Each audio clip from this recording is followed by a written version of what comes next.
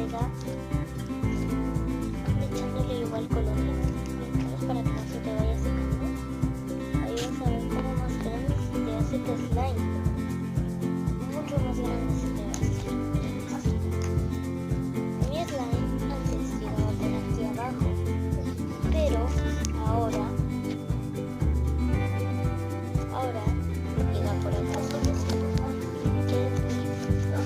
Llega por donde llega. Por aquí llega.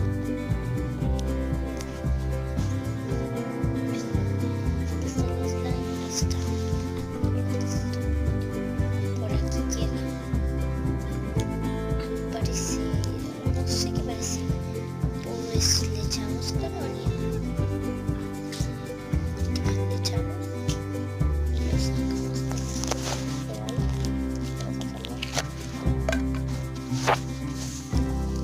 Bueno, pues ya lo saqué.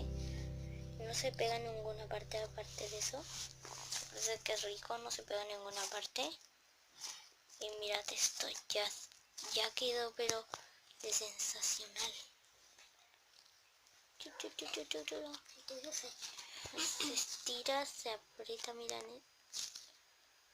Ahora puedes hacerle una broma a tus amigos que es una caca. Mira, este color es como de plasticina, pero no es plasticina, sino es greda que se siente ahí, un poco de greda ahí, cuando lo haces así. La sensación es demasiado rica, les digo.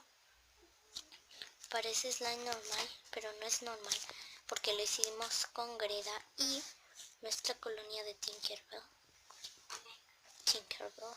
nuestro potecito. Y eso por el video de hoy, chicos. Ya saben con qué arreglar su slime.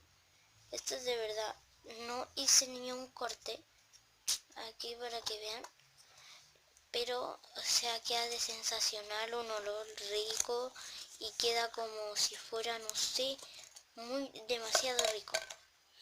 Se los prometo que si lo hacen les va a encantar y les va a quedar, se los prometo. Ni siquiera les estoy diciendo, ay, puede ser que les quede. No, yo digo la sinceridad de verdad.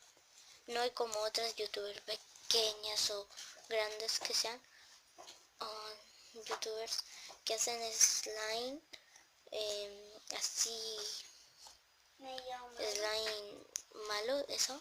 O sea, bueno, pero lo hacen con demasiados ingredientes. Y para las personas que no tienen ingredientes, esto es bueno.